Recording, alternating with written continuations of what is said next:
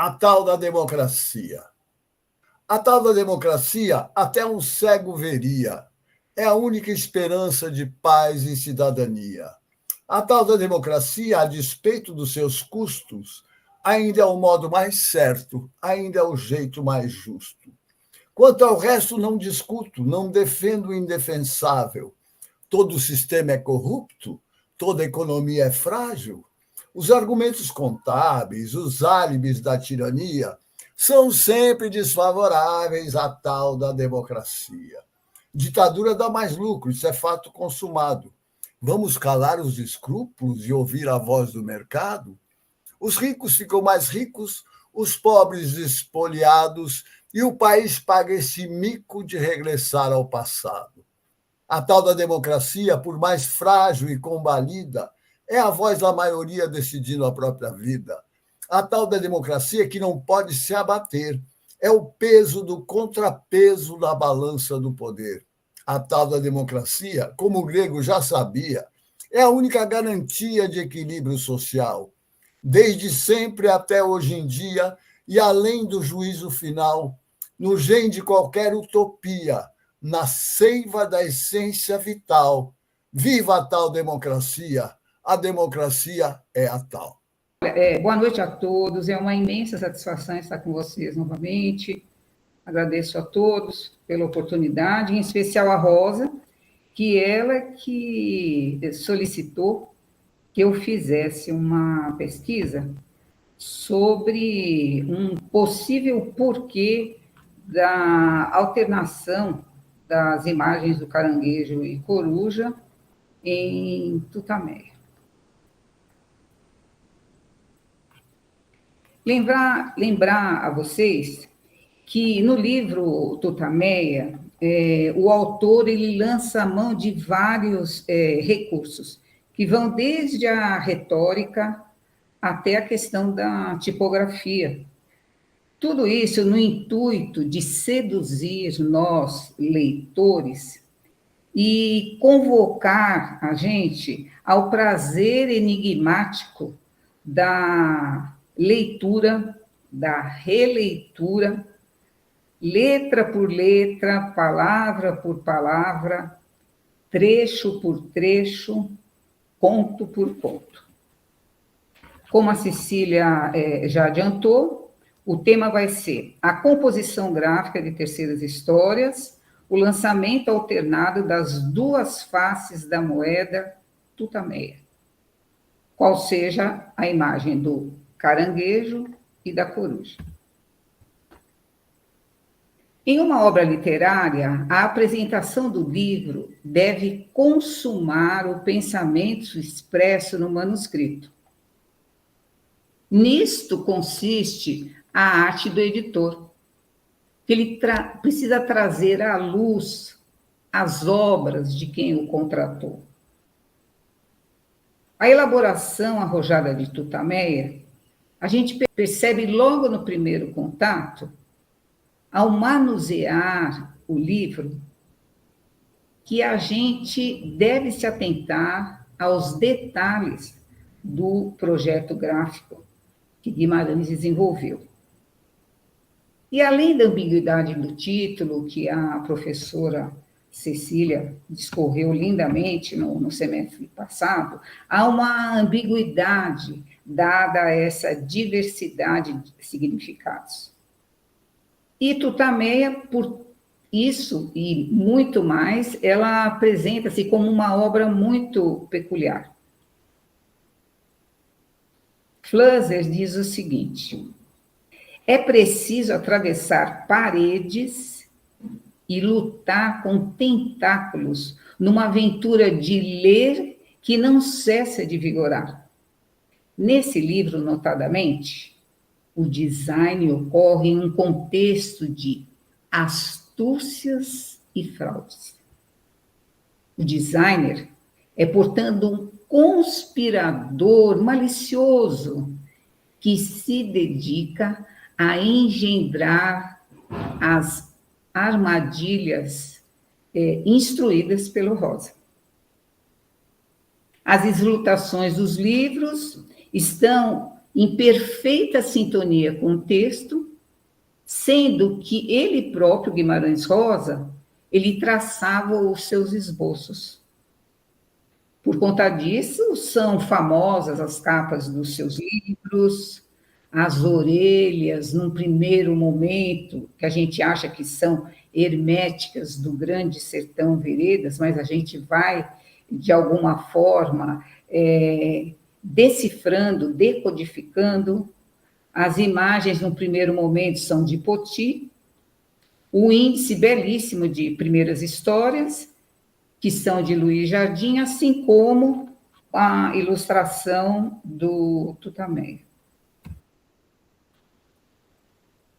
E a exigência que Guimarães Rosa tinha era fortemente, dizia respeito à edição de seus livros e a um volume epitáfio intitulado Em Memória de João Guimarães Rosa, que era para homenagear a sua posse, mas ficou como uma homenagem póstuma, contendo o seguinte trecho. Guimarães Rosa logo começou a participar da preparação editorial do Opúsculo, como acontecia sempre que preparávamos edição ou reedição de qualquer livro seu. Intervenções gráficas que acatávamos. Ele sugeria o feitio das capas. Em 1956, para ter um exemplo, ele ficou 7 horas ao telefone trocando ideias com Poti sobre o desenho da capa de Corpo de Baile. Rabiscava vinhetas ou ornatos. Foram de sua escolha o Quai de Lampe de Tutameia, feitos por Luiz Jardim. Um deles, o desenho de um caranguejo, é o símbolo do signo zodiacal dele. Apresentava curiosos originais por ele mesmos rascunhados, a maioria deles, inclusive, está no IEB. E com satisfação pelos artistas que ele também escolhia e que fizeram capas e ilustrações para os seus livros. Em uma de suas cartas a Eduardo Bizzarri, o tradutor italiano de Corpo de Baile, Rosa indicar-lhe-á como modo de apreciar mais a sua tradução o acréscimo de alguns ornatos gráficos. Talvez você passasse a apreciar mais a sua tradução se lhe aplicasse alguns ornatos gráficos. Especula-se, inclusive, que o projeto gráfico de Tutameia parece ter sido composto em consonância com a teoria do, eu vou tentar pronunciar, Tscheirot, publicadas na Alemanha a partir do final da década de 40, com sua pequena história sobre grifos, versaletes e aspas, podendo ter fundamentado a disposição gráfica de Tutameia, a tese de Tscheirot, de que o estilo tipográfico é determinado por nossa maneira de viver e por nossas condições de trabalho. A relevância do ilustrador e a consonância de objetivos e de mútua compreensão na órbita das artes, da literatura e do desenho da pintura entre o autor e a concepção gráfica de sua obra acontece de maneira absolutamente primorosa em Tutameia. Haja vista que os gregos e os renascimentos estarão replicados a partir da opção de Guimarães Rosa de incluir aos contos e prefácios desenhos de animais, determinados tipos de letras, sendo que dentre os animais a coruja e o caranguejo. Eu vou ressaltar que não é objetivo dessa minha abordagem entrar em minúcias dessas influências gregas, por exemplo, como Metis, Atena, Hefesto, Hermes, Ulisses, Atenas, assim como as implicações renascentistas. Esse é o desenho do caranguejo. ele foi feito por encomenda para o Luiz Jardim e recomendou que o desenho fosse feito a bico de pena, especialmente para a primeira edição de Tutameia, a mando do próprio Rosa, e percebe-se que o signo caranguejo, sobre o qual nasceu, tem toda uma evidência. Tanto ele acreditava na influência dos astros, desculpe, e na superstição poética que ele tinha, que até no discurso de posse, ele não deixa de repisar os traços característicos de quem nasceu sob esse signo de Escorpião. Guimarães Rosa logo começou a participar da preparação editorial do opúsculo, como acontecia sempre que preparavam as edições e reedições. Intervenções gráficas que foram acatadas, inclusive esse texto eu já li. Tudo isso para confirmar a seriedade e a importância que o escritor dava para essa questão gráfica. E, de acordo com alguns estudos, o caranguejo, ele apontaria para o passado, como o nascimento, por exemplo, e a coruja para o futuro, o destino, o fim, a morte.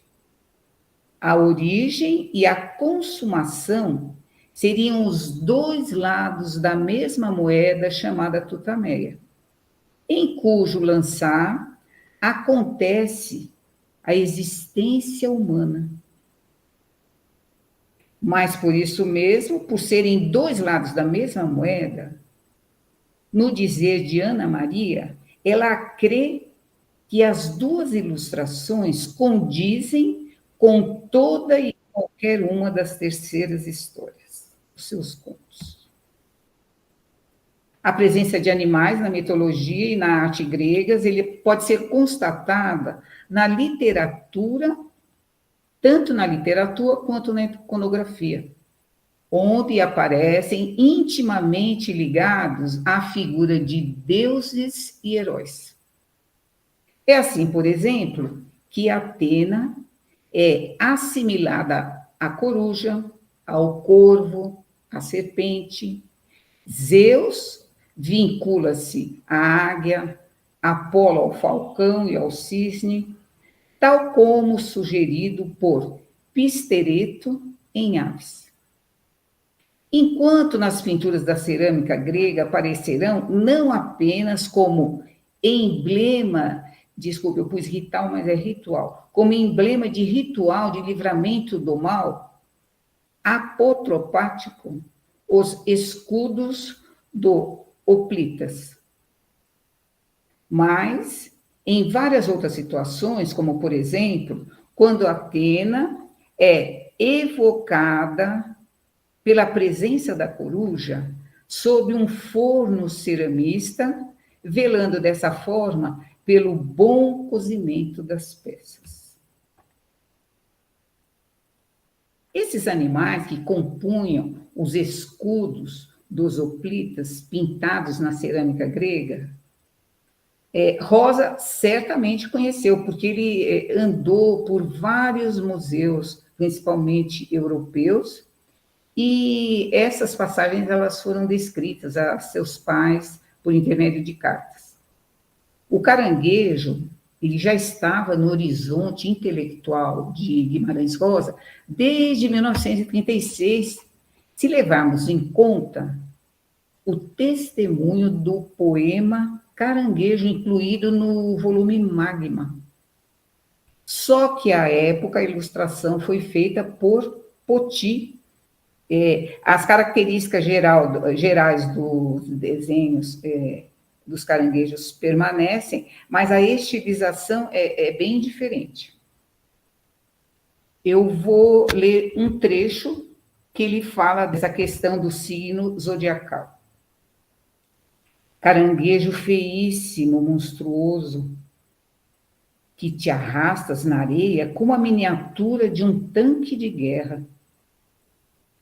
Gosto de ti, caranguejo, Câncer, meu padrinho, nas folhinhas, pois nasci sob as bênçãos do teu signo zodiacal. Nesse poema Caranguejo também, além de termos a referência zodiacal, há a menção ao escudo do hoplita grego. Então, temos essas duas fontes aqui, tanto do escorpião, que é o mais referenciado no momento, e também temos a coruja. E tem uma parte desse poema que também faz menção a esse escudo. Teu par de puãs cirúrgicas oscila à frente do escudo lamacento de velho hoplita. A coruja e o caranguejo, elas figurarão também quando da representação da cidade de Atenas, na efígie da coruja, nas moedas de Ática ou do caranguejo, nas moedas da Magna Grécia. Portanto, o acréscimo de Quidelon em Tutameia, considerada por ele como ópera mea, será uma das marcas, o selo dos antigos poetas gregos, marcando a autoria de seus poemas, e nessa ótica, podemos ainda afirmar que tal intervenção gráfica está vinculada a 4 aspectos que permeiam a presença dos gregos em toda a obra de Guimarães. O significado da coruja e do caranguejo como réplica dos animais pintados nos escudos dos hoplitas na cerâmica grega, a vinculação da coruja à deusa Atena e aos seus predicados, a do caranguejo a Héracles e sua prova relativa à Hidra de Lerna, e a circularidade do tempo expressa pela metáfora do alfabeto, onde as letras alfa e ômega, a primeira e última do alfabeto grego, estão determinadas nos nomes coruja e caranguejo, formando um quiasma. Essa afirmação é de Maria das Graças de Moraes Augusto. Eu não sabia o que era quiasma, então me desculpem para quem já sabe, mas é uma noção que deriva de um conceito grego referido a algo cuja disposição é cruzada, no caso aqui de coruja e caranguejo. O termo é usado para designar uma figura literária que implica trocar a ordem dos elementos de 2 sequências. Alguns questionamentos que vêm ao encontro da demanda que a Rosa fez para mim. Por que teria Guimarães Rosa intercalado a efígie desses 2 animais ao final dos prefácios e alguns dos contos estando intercalamento iniciado pela efígie da coruja e finalizado com a do caranguejo? Existe uma ordem no intercalamento das figuras? O fato de alguns contos e de 2 prefácios, a letria e hermenêutica, e nós, os tubamentos, não estarem assinalados pelos 2 animais, significa que eles estão fora do contexto significante das imagens, ou que compõem um conjunto de contos aos quais estão acrescidos os 2 prefácios, que expressam um leque de sentidos abarcados pela imagem que encerra cada um desses conjuntos. A Maria das Graças, ela, coincidentemente, havia formulado essas questões. Ela fez essa planilha, onde constam 13 vezes a coruja e 13 vezes o caranguejo. Após análise, a gente percebe o seguinte: os contos sem ilustrações terminam no final da página. Os contos ilustrados terminam no topo da página. Todos os contos que terminam no topo da página são ilustrados. A alternância entre uma e outra ilustração não se quebra, começando pela coruja, seguida pelo caranguejo e assim sucessivamente. São, por assim dizer, vinhetas de remate. A finalizar os contos, cujos textos terminam no alto da página. Há um outro tipo de análise, mas na minha percepção, essa eu achei a que encaixava melhor. Sabendo ainda que a disposição dos contos seguem a ordem alfabética, com exceção de 2, o JGR, João Guimarães Rosa.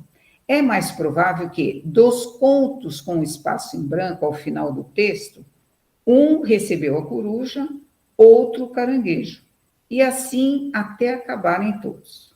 São 26 contos ilustrados, 13 com cada uma das figuras alternadamente, e 18 sem nenhuma ilustração por pura falta de espaço na página. Seria muita coincidência que um critério tão pragmático resultasse em uma marca específica classificatória. A leitura de Tutameia traz para a luz a presença da astúcia sábia, que se manifesta em suas tramas, ilustrações e composição gráfica. Sendo ainda a palavra Tutameia, como vimos com a professora Cecília, originada do nome de uma moeda, é plausível e curiosa a interpretação das ilustrações colocadas ao final de alguns contos do livro, como os lados de uma moeda que se alternam numa cara e coroa, ora trazer a imagem da coruja, ora a figura de um caranguejo. Ana Maria diz o seguinte: acredito que não se pode pensar na coruja sem o caranguejo, nem o caranguejo sem a coruja, pois ambos são o mesmo, figurações da astúcia poética de Tutameia, que ecoa em todas as terceiras histórias, independentemente da ordem ou da margem que ela porte. Coruja e caranguejo são a marca d'água, a chancela, a rubrica, o ex-libris, o carimbo, o selo do rosa. A coruja e o caranguejo são os lados da moeda chamada Tutameia, e cada história é um conto dessa novela, a vida de uma pessoa que se depara com o próprio destino. As efígies cunhadas em ferro, em brasa, o caranguejo e a coruja, os olhos a te ver do livro, será que é um chamamento à decifração de mais enigmas? A leitura das terceiras histórias se articula na alternância tensa das moedas, que se lançam ao longo das suas páginas. Já para a Faria, o contínuo ir e vir é ritmado no livro, pela alternância dos símbolos do caranguejo e da coruja, que assinalam, respectivamente, um voltar e um transcender, um vir aquém e um divisor do além. Olhar para o além da coruja convidaria-nos para as possibilidades do futuro ainda encobertas. O retroceder do caranguejo seria o chamamento da ancestralidade, resguardado pelo signo, pelo sigilo ritual das coisas sagradas. Assim como Ulisses, em sua travessia, encontra os conselhos de Hermes e Atena, assim o leitor desse livro encontra ao longo da leitura a coruja e o caranguejo, a lembrar que é preciso manter sempre os olhos abertos para enxergar no escuro com a luz do pensamento e não esquecer que a travessia não se faz em linha reta, nem em direções previsíveis. Viver é perigoso, já dizia Guimarães. Só com astúcia o homem alcança o que lhe é próprio. Obrigada.